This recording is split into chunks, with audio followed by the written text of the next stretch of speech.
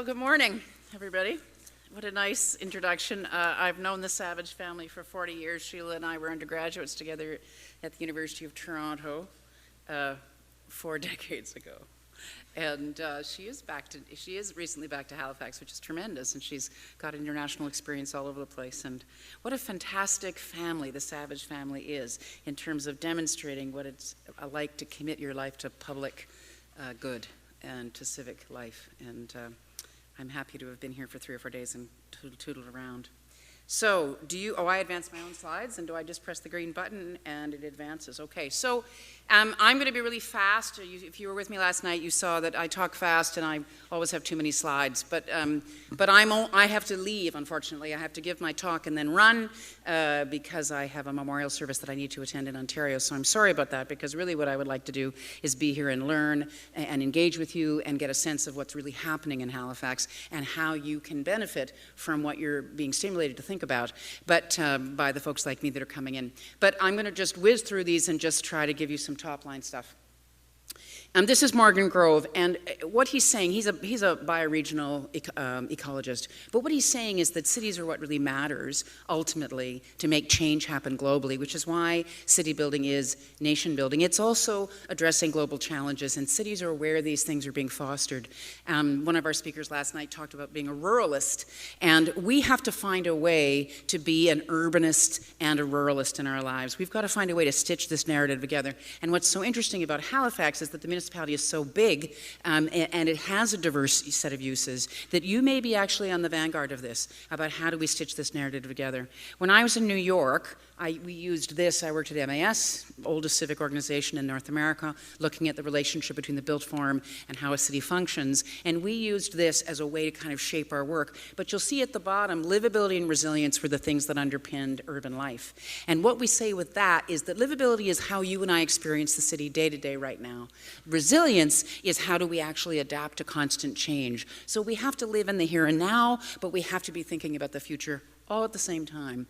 And if we don't start to come to terms with significant challenges that exist in cities. This morning on the radio, because I'm a polite Canadian, I wasn't about to start ringing the bells saying, holy shit, Haligonians, you've got to start paying attention to this, this, and this.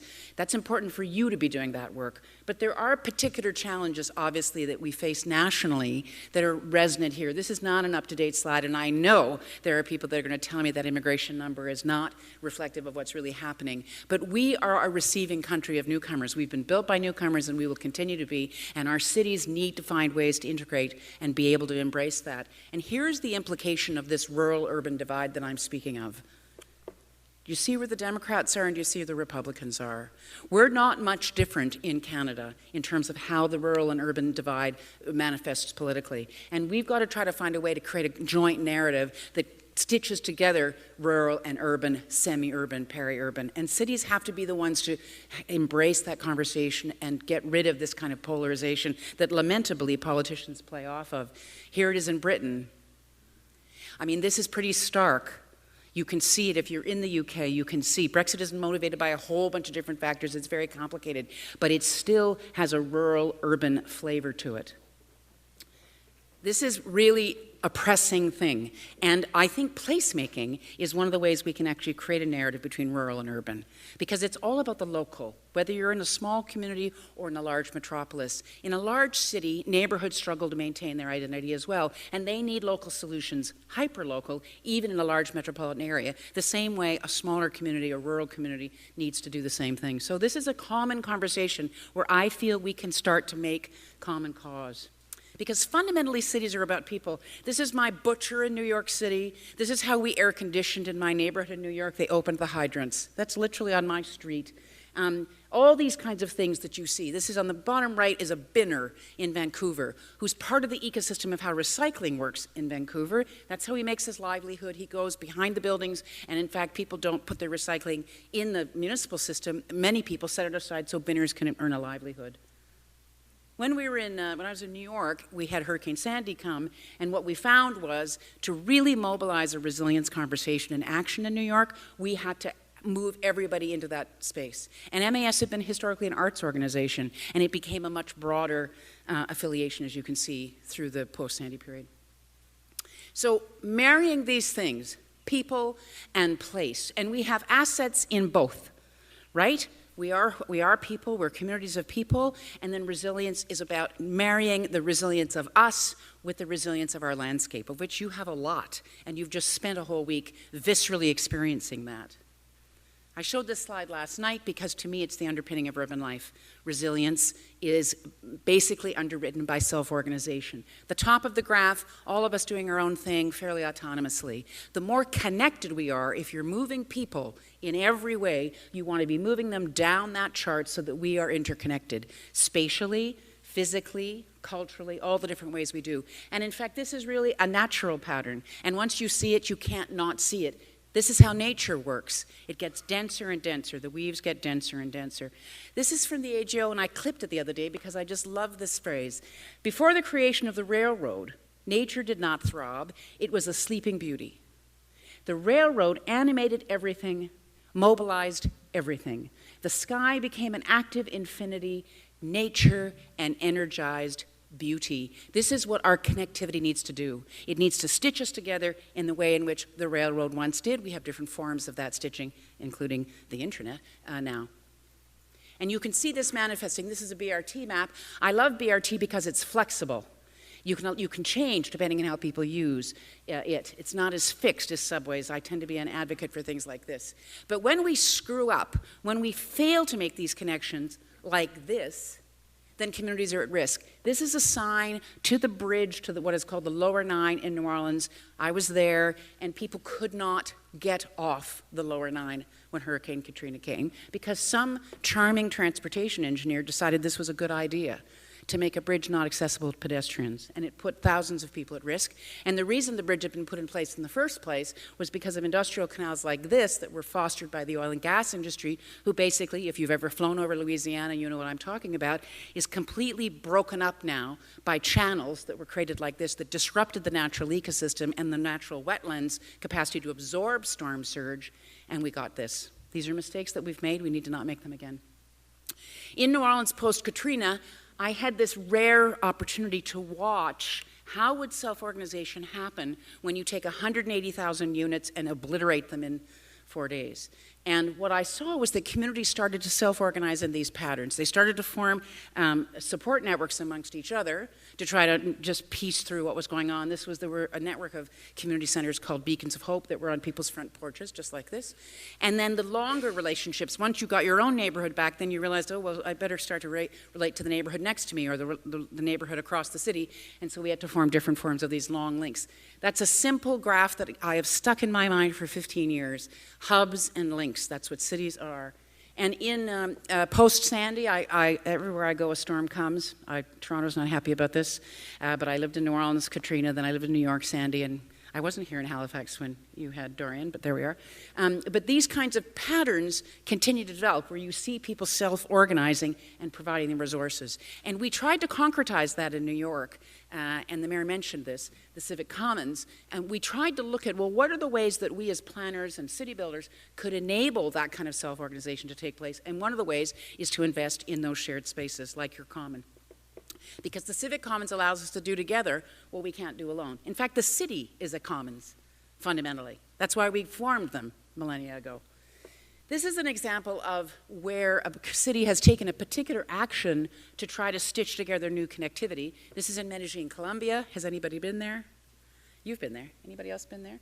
Have you been on these? Did you go on the, yeah. So this is a fantastic skyway that allows you to connect with other parts. It brought low-income parts of the city together with where the commercial life was. People were seriously isolated, and so they created these gondolas, which are tremendous, and I really want Canada and Canadian cities to do one. What about Halifax? Maybe you guys should do a gondola. I'm trying to convince Toronto to do one. And what do they put at the stations? How smart is this?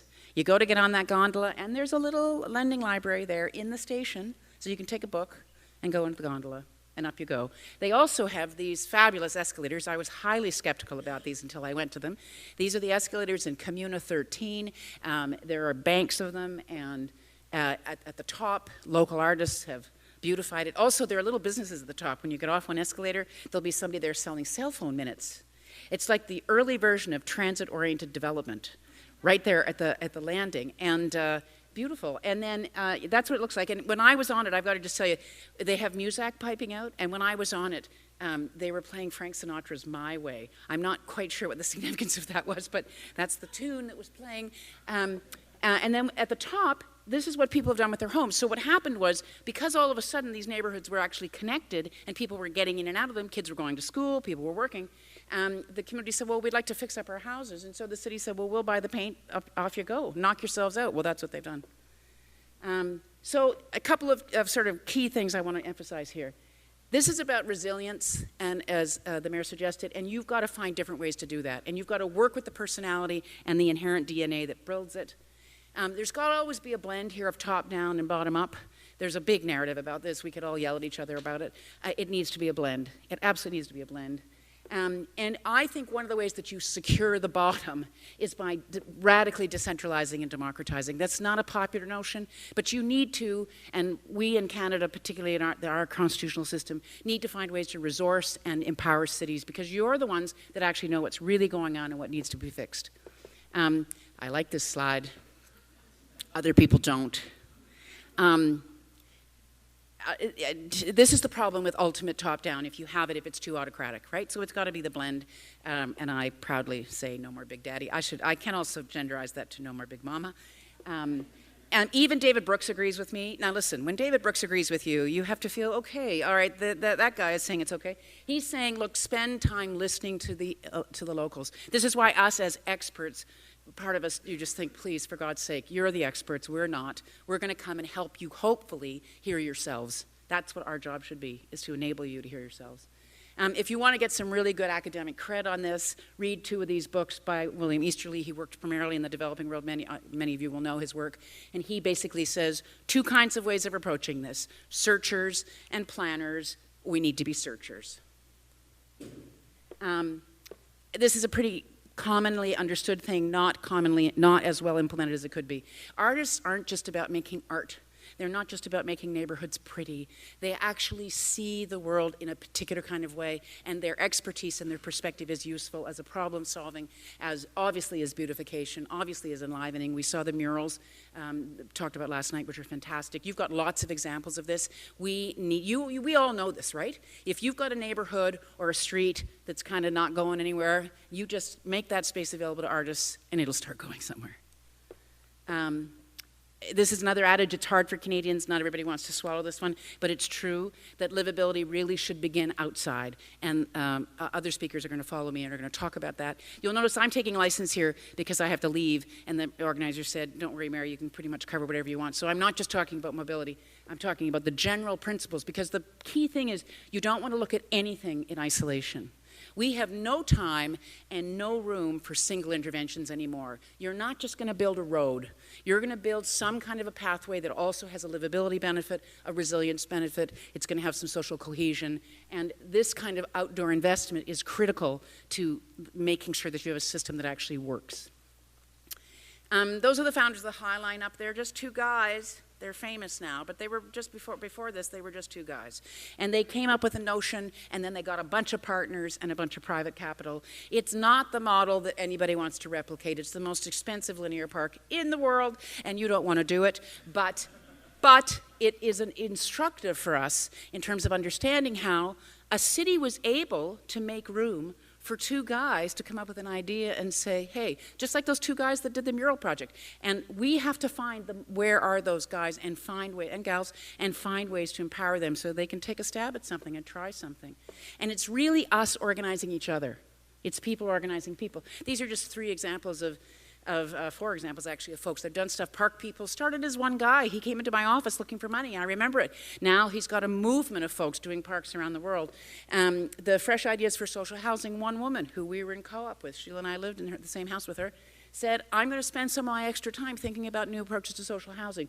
Steve Monroe, he's a tireless, I'm sure the mayor, if he had a Steve Monroe, he'd say he's a pain in the arse kind of guy. He's a transit advocate. He's a citizen. He knows more about transit than any expert ever is going to. And then the bottom meetups, because I'm old, I show old tech examples, and I know there are contemporary ones, but meetups is a phenomenal platform for bringing people together. It's old tech, new tech, old tech, but it allows people to gather and self-organize. These are critical tools.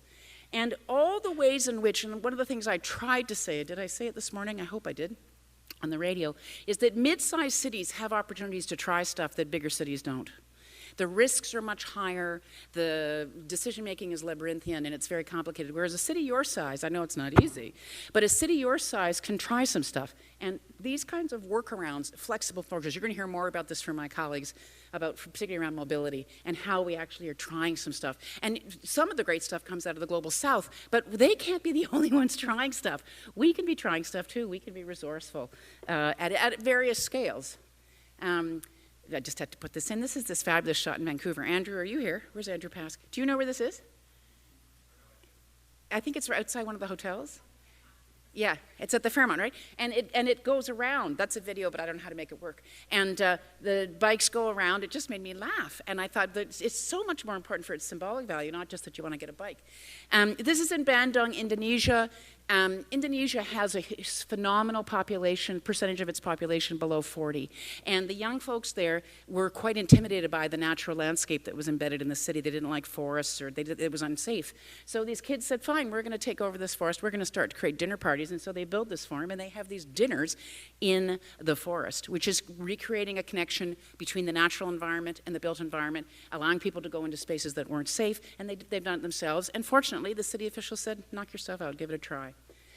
This is the Art Hive movement. This is in Quebec. There are others, again, creating a kind of civic sharing space. These can take various forms. They can be commercial, they can be private, they can be public. This is one in Paris. This is an old coffin factory. I'm aware of the time, so nobody has to wave at me. I can see I've got a minute and a half left. This is a great facility. It's in a really, really tough neighborhood in Paris. As I said, it was a coffin factory, and so kids started to use it. They refurbished it, and as you can see, people come and do their own thing. The blackboards are an art installation. And I was standing talking with the director, and he said, yeah, that's the art installation, and their television's up top. And he said, and the kids just come and do their thing in front of them and around them. And I said, well, that's interesting. How does that work with the artists? And he said, well, we explained to these kids, neighborhood kids, look, this is an art installation, so don't be going and marking on the blackboards, and don't disrupt it, but just do your thing around it. And the kids said, oh, okay, fine. And they start to do their thing. And within 40 minutes, new kids would come in, and the existing kids would go and say, don't touch the art, that's an art installation. It's just part of what we're doing here. It just completely coexisted in a beautiful way, and they were allowed to give the space to do it. This is from the Hudson River in Manhattan, which we did a lot of work on after Sandy, and what we learned was, this is the Ace Hotel lobby, which has become a co-working space.